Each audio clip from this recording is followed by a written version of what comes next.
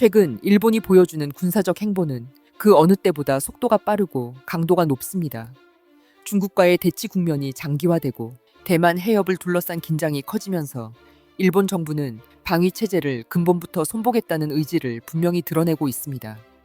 특히 GDP 대비 방위비를 2% 수준으로 조기 달성하려는 결정은 일본 내부에서도 적지 않은 논쟁을 불러왔지만 안보 환경이 악화되고 있다는 인식이 확산되면서 국민 여론도 이를 일정 부분 뒷받침하는 분위기입니다.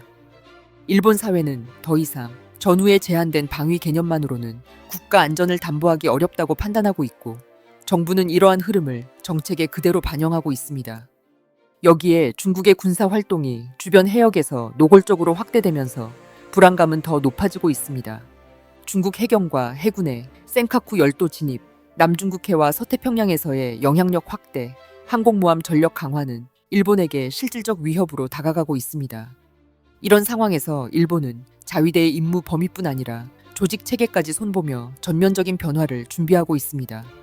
계급 명칭 개편, 병과 체계 재정비, 병력 확보를 위한 급여 인상과 복무 여건 개선 등은 모두 더 적극적이고 실전적인 군사 체제를 갖추기 위한 움직임으로 이어지고 있습니다.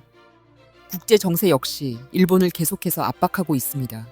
미국은 동아시아에서의 군사적 균형을 유지하기 위해 일본의 역할 확대를 요구하고 있고, 이는 일본이 기존 방위 정책을 한 단계 더 강화하는 데 중요한 요인으로 작용합니다. 미중 경쟁이 심화되는 상황에서 일본은 단지 주변국의 위협에 대비하는 수준이 아니라 지역 안보의 핵심 축을 담당해야 한다는 현실 인식을 점점 더 강하게 갖게 되었습니다. 이러한 흐름이 축적되면서 일본은 전후의 제약을 벗어나 보다 적극적인 안보 전략을 펼치기 시작했고, 그 과정에서 동아시아 전체의 긴장 역시 더욱 높아지고 있습니다. 일본이 방위비 증액을 서두르는 가장 핵심적 움직임은 GDP 대비 2% 조기 달성 계획입니다. 원래 2027년을 목표로 제시했던 수치를 무려 2년 앞당기겠다는 발표는 일본 정부의 절박한 인식과 정치적 결단을 동시에 보여주는 대목입니다. 현재 일본의 방위비는 GDP 대비 약 1.8% 수준으로 이미 세계 상위권에 속합니다. 그럼에도 추가 세입 확보를 추진하며 2% 달성을 강행하는 이유는 국제 안보 환경의 급격한 악화와 중국의 군사 행동이 더 이상 방치할 수 없는 수준에 도달했다고 판단했기 때문입니다. 내부적으로 재정 부담 논란과 적자 국채 발행 우려가 꾸준히 제기되고 있음에도 정치권이 한 방향으로 밀어붙이는 모습은 전례 없이 빠른 변화라 평가됩니다. 또 하나 큰 변화는 일본의 무기 수출 규제 완화입니다. 일본은 전후 수십 년 동안 살상 능력을 가진 완제품 무기 수출을 사실상 금지해 왔습니다. 이 때문에 해외 수출 사례는 레이더 장비처럼 제한적 범주에 머물렀습니다. 그러나 공명당과의 연정이 붕괴되고 일본 유신회가 정부 파트너로 들어서면서 그동안 금기처럼 여겨졌던 오유형 제한 폐지 논의가 급속히 진전되고 있습니다. 내각과 여당 내부에서는 해가 바뀌기 전에 관련 개정이 실현될 가능성이 높다는 전망까지 나오고 있습니다. 만약 이 조치가 시행된다면 일본 방산업체들은 공격형 무기 체계를 직접 생산 및 수출할 수 있는 단계에 오르게 됩니다. 이는 일본이 전쟁 수행 능력을 가진 국가들과 어깨를 나란히 하는 수준으로 올라선다는 의미를 갖습니다. 미국의 전략적 필요도 일본 변화를 밀어붙이는 중요한 요인입니다. 미국은 우크라이나와 이스라엘 지원 과정에서 포탄, 미사일 등 핵심 탄약의 소모가 급증했고 장기전 대비 능력이 취약하다는 사실을 처음으로 뼈저리게 확인했습니다.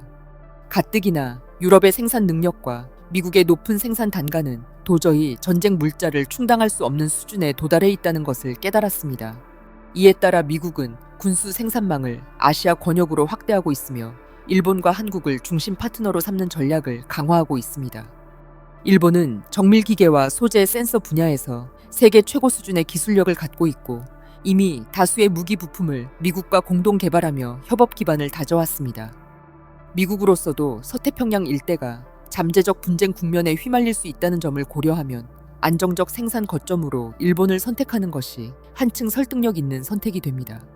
이러한 환경 속에서 일본은 자신의 군수 산업을 대규모로 확장하려는 움직임을 보이며 사실상 미국의 전쟁 지속 능력을 뒷받침하는 핵심 국가로 자리매김하려 합니다.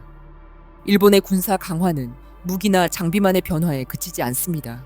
자위대의 체계 자체가 본격적인 군대 형태로 재편되는 흐름이 이어지고 있습니다. 일본은 병력 감소 문제를 해결하기 위해 정년 상향, 급여 인상, 두발 규제 완화, 자위대 입대를 희망하는 학생 장학금 개편 등 다양한 방안을 시행하고 있습니다. 동시에 자위대의 계급명을 기존의 비군사적 호칭에서 대위, 중위, 소위 등 군대식 체계로 바꾸는 방안을 검토하고 있으며 보병, 포병, 공병 등 병과 구분도 국제 기준에 맞춰 개편하려 합니다. 이러한 변화는 단순한 명칭 조정이 아니라 일본 정부가 자위대를 사실상 정규군 수준으로 끌어올리려는 의지를 드러내는 상징적 조치입니다. 더 나아가 일본 내부에서는 비핵 3원칙 가운데 비반입 원칙을 재검토하는 논의가 등장했습니다. 이는 일본 정치사에서 매우 이례적인 변화입니다. 다카이치 내각은 유사시 미국의 핵 억지력을 충분히 활용하기 위해서는 핵무기를 탑재한 미군 함정과 항공기의 일본 기항을 금지하는 기존 원칙이 현실적 상황에 부합하지 않는다고 판단하고 있습니다. 한국의 핵잠수함 도입 승인 소식이 전해지자 일본 내부에서도 핵잠수함 보유 필요성을 주장하는 목소리가 공개적으로 나오고 있는 점도 주목할 만합니다. 일본이 직접 핵무기를 제조하거나 보유하겠다는 의미는 아니지만 전시 상황에서 미국의 핵 전력을 실질적으로 활용하는 체계를 마련하려 한다는 점에서 큰 논란과 충격을 불러일으키고 있습니다. 왜냐하면 이 모든 움직임의 배경에는 중국의 군사적 팽창이 자리하고 있기 때문입니다. 중국은 항모 전력 확충, 동중국해와 남중국해에서의 활동 확대, 대만에 대한 압박 강화 등 강경한 노선을 이어가고 있습니다. 특히 센카쿠 열도에서 중국 해경과 해군 함정의 활동 빈도가 급증하면서 일본 국민의 불안감이 빠르게 커지고 있습니다. 일본 정부가 강경 대응을 강화하는 이유도 여기에 있습니다. 대만 유사시 일본이 자동적으로 개입할 가능성이 실제 외교 군사 당국에서 논의되고 있으며 중국은 일본이 대만 문제에 끼어들면 반드시 스스로 불에 타게 될 것이라는 강한 경고를 보내고 있습니다. 지도부 간의 발언 수위가 동시에 올라가면서 양국 관계는 이미 위험한 선을 넘나들고 있습니다. 모두가 우려하는 양안 전쟁이 터지는 게 아니라 오히려 서태평양 일대에서 중국과 일본 사이의 군사 충돌이 먼저 시작될 조짐마저 감지됩니다. 동중국해는 이미 양국 함정이 수미터 단위까지 접근하는 일촉즉발의 지역으로 변모했으며 일본은 방위력 확충으로 맞대응하려는 태세를 더욱 강화하고 있습니다. 일본 정부의 강경 노선과 국민 여론의 지지가 동시에 상승한 현재의 상황은 단기간 내에 완화되기 어려운 긴장선을 형성하고 있습니다. 이처럼 일본의 군사력 강화는 정치권의 선택만으로 설명하기 어려운 긴밀한 연쇄 반응 속에서 가속화되고 있습니다. 중국의 압박, 미국의 요구, 일본 국민의 위기의식과 호응, 종전 이후 일본 우익 정치 세력의 오랜 염원이 결합하며 일본은 전후 80년간 유지해온 평화국가 이미지를 벗어나 새로운 단계로 움직이고 있습니다. 이런 변화는 동아시아 전체 안보 환경을 뒤흔들 가능성을 키우고 있으며 한국 또한 그 전개 과정에 직접적인 영향을 받을 수밖에 없습니다. 일본의 군사력 증강은 더 이상 일시적 대응이 아니라 장기간 준비해온 방향성이 본격적으로 표면에 드러난 결과입니다. 군대를 재무장시키는 것은 패전국 일본의 오랜 수건이었습니다. 과거엔 이를 미국이 막았지만 지금은 미국의 요구에 의해 일본이 무장하고 있습니다. 그 중심에는 다카이치 사나이의 강경한 정치 기조가 자리하고 있습니다. 그는 여자 아베라고 불릴 만큼 방위력 강화와 보통 국가화를 강하게 밀어붙이고 있으며 실제로 일본이 정식 군대를 보유하는 국가적 전환을 바라보고 있다는 점을 숨기지 않고 있습니다. 물론 미국의 승인 없이 일본이 독자적으로 군대를 재편하기는 어렵지만 국제 정세는 언제나 변동 가능성이 존재하며 미국의 전략적 판단 역시 시대 상황에 따라 달라질 수 있습니다. 이 때문에 일본 내부에서는 언젠가는 실현 가능하다는 기대와 우려가 동시에 고조되고 있습니다. 이러한 변화는 동아시아 전체의 균형에 중대한 파장을 일으킬 가능성을 안고 있습니다. 일본이 사실상 정규군을 갖추고 지역 안보의 적극적 행위자로 나서게 되면 중국은 이를 위협으로 받아들이며 대응 수위를 더욱 높일 것이 거의 확실합니다. 한국 또한 이러한 변화의 영향에서 자유롭지 않습니다. 일본의 군사 대국화는 단순한 외부 관찰의 대상이 아니라 한반도 안보 환경과 직결된 문제입니다.